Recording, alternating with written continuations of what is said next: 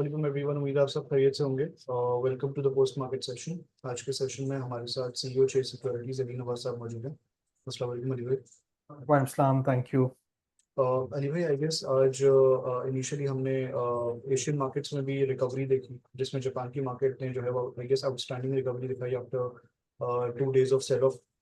वही चीज़ हमने जो है वो कहीं ना कहीं हमारी मार्केट्स में भी रिफ्लेक्ट होती हुई देखी। कल के 1000 पॉइंट्स के सेल ऑफ के साथ आज मार्केट ने जो है वो 100 पॉइंट्स पॉजिटिव जो है वो क्लोज करा। तो आज की मार्केट की परफॉर्मेंस की वजह से आपको क्या मिली? जी, देखिए आज मार्केट में हमने देखा कि थोड़ी सी सुबह को मार्केट काफ़ी अच्छे मोमेंटम में हुई, बट ओवर द डे थोड़ी सी कंसोलिडेशन देखी गई। एक्चुअली कल की जो मार्केट की परफॉर्मेंस थी तकरीबन 1000 पॉइंट्स डाउन, तो लोग थोड़े से साइडलाइंस देख रहे हैं कि जियो पॉलिटिक्स में क्या डेवलपमेंट्स होती हैं, ग्लोबल मार्केट्स में क्या डेवलपमेंट्स होती हैं, और उसके बाद जो है वो कोई फर्दर जो है वो डिसीजन ले अपनी इन्वेस्टमेंट्स पे। तो आई थिंक आगे कॉर्पोरेट रिजल्ट्स सीजन चल रहा है। हमने देखा एफएफसी का बहुत अच्छा रिजल्ट था जिसकी प्राइस रिएक्शन भी आया, यूबीएल का भी बहुत अच्छा रिजल्ट था। जैसे जैसे रिजल्ट्स आते जाए मार्केट में इन्वेस्टर्स का के सेंटिमेंट्स इंप्रूव होते जाएंगे। ये एक जियो पॉलिटिकल सिचुएशन और एक ग्लोबल मार्केट्स में एक फैक्टर चल रहा है जिसका रिलेटिवली हमारी मार्केट पे डायरेक्ट कोई इम्पैक्ट नहीं है, बट जैसे ही इस पर थोड़ी सी क्लैरिटी आएगी तो आई थिंक इन्वेस्टर इंटरेस्ट दोबारा मार्केट में बेहतर हो जाएगा। बिल्कुल।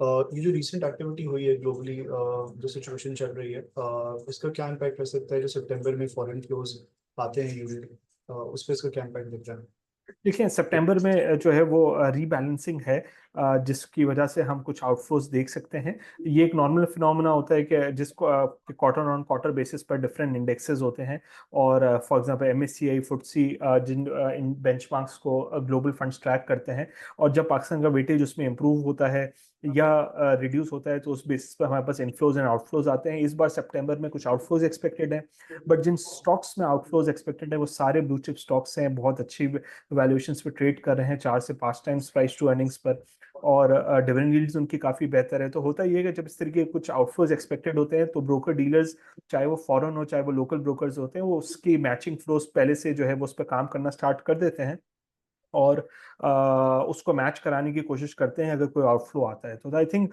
उन स्टॉक्स के लिए फ्लोज ढूंढना या इन स्टॉक्स के लिए बायर्स ढूंढना कोई बड़ी बात नहीं होगी इन वैल्यूएशंस पर, इन यील्ड्स पर।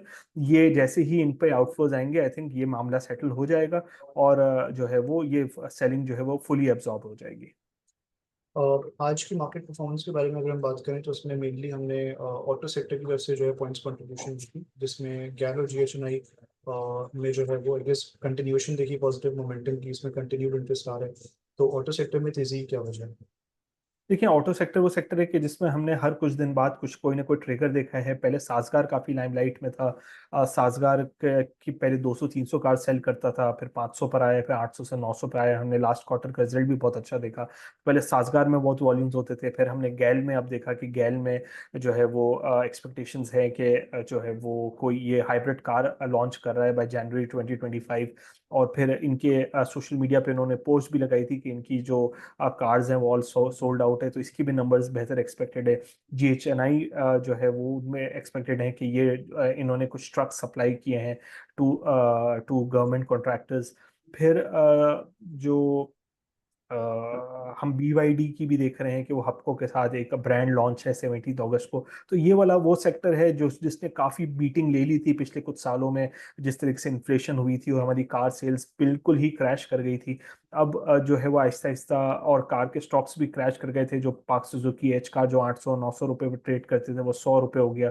जीएचएनआई गैल जो 800-700-800 रुपए पे ट्रेड करते थे वो 100-100 रुपए पर आ गए और उससे भी नीचे आ गए थे। तो अब आई थिंक जैसे जैसे सेल्स रिकवर हो रही हैं तो वैसे ही थोड़े से इनके जो है वो प्रॉफिटेबिलिटी भी बेहतर हो रही है और इनकी प्राइस में भी इम्पैक्ट आ रहा है।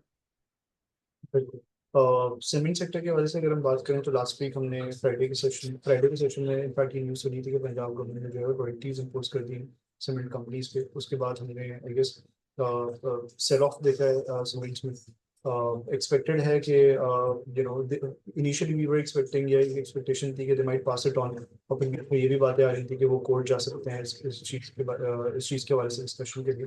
तो सीमेंट सेक्टर की जो परफॉर्मेंस है ओवरऑल, उसके बारे से आपको क्या व्यू है और आपको आगे क्या होता हुआ नजर आ रहा जी देखें, ये सीमेंट सेक्टर के लिए जो हुआ है दिस इज अनफेयर। जिस तरीके से प्रोविंस ने एक ही सूबे की सीमेंट्स पर कोई लाइमस्टोन जो वो प्रोक्योर करते हैं उस पर एक टैक्स लगा दिया है जिससे वो उनको पंजाब के प्लेयर्स को डिसएडवांटेज में ले आएगा as compare to cement players of other provinces like KPK and south. I think ये वो मैटर है कि ये प्राइसिंग डिस्पैरिटी हो जाएगी। जो पंजाब में सीमेंट मैन्युफैक्चर है उसको सीमेंट महंगी पड़ेगी, बाकी प्रोविंसेस में सस्ती होगी। आई थिंक इनको जो है वो एक लेवल प्लेइंग फील्ड देनी चाहिए, और इस पर जो है वो सीमेंट मैन्युफैक्चरर्स गवर्नमेंट को ये बात समझाने की कोशिश कर रहे हैं। होपफुली गवर्नमेंट जो है वो इस पर कोई ना कोई डिसीजन लेगी और जो है वो सीमेंट मैन्युफैक्चरर्स की बात वो सुनेंगी। अगर इनकेस कोई फिर भी कोई एम्बिग्विटी होती है तो आई थिंक ये कोर्ट से जो है वो कांटेक्ट करेंगे और प्रॉब्ली कोर्ट फिर डिसाइड करेगा कि इस पर क्या होना चाहिए। नेवरदलेस अगर ये कुछ भी ना हो तो इनको प्राइस जो है वो पंजाब बेस्ड प्रोड्यूसर्स को अपनी प्राइस इंक्रीज करनी पड़ेगी, और ये प्रोविंस के लोगों के लिए जो है वो बेहतर इकदाम नहीं होगा। तो आई थिंक कोई ना कोई इस पर गवर्नमेंट को जल्दी ही स्टेप लेना होगा ताकि ये इन्फ्लेशनरी प्रेशर जो है वो वहाँ की आवाम पर, उस सूबे की आवाम पर जो है वो ना पड़े। Lastly element wrap up the session, कल के सेशन के हवाले से आपका, कल या आने वाले सेशंस के हवाले से क्या एक्सपेक्टेशंस है? डू यू थिंक कि जो करेक्शन आई है अब यहाँ पे थोड़ा कंसोलिडेशन या रिकवरी का भी बना सकते हैं, या मजीद आपको जो है चीज़ें नज़र आ रही है नेगेटिव साइड नहीं, पे? मेरा ख्याल है कि आप जो ये अगर कोई भी इस तरीके की ग्लोबल मार्केट्स की वजह से कोई भी करेक्शन आती है तो ये एक अपॉर्चुनिटी होगी स्टॉक्स को एक्यूमुलेट करने की।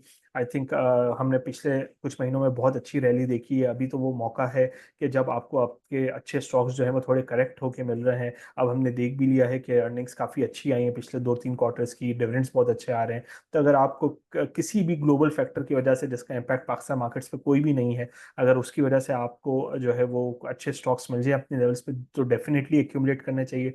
मुझे तो लगता है कि मार्केट में कल एंड ऑनवर्ड्स जो है वो मार्केट में अच्छे स्टॉक्स में इंटरेस्ट दोबारा आना शुरू स्टार्ट हो जाएगा। Perfect. Thank you so much, Ariel, for participating in this session. Thank you, Hafiz. Thank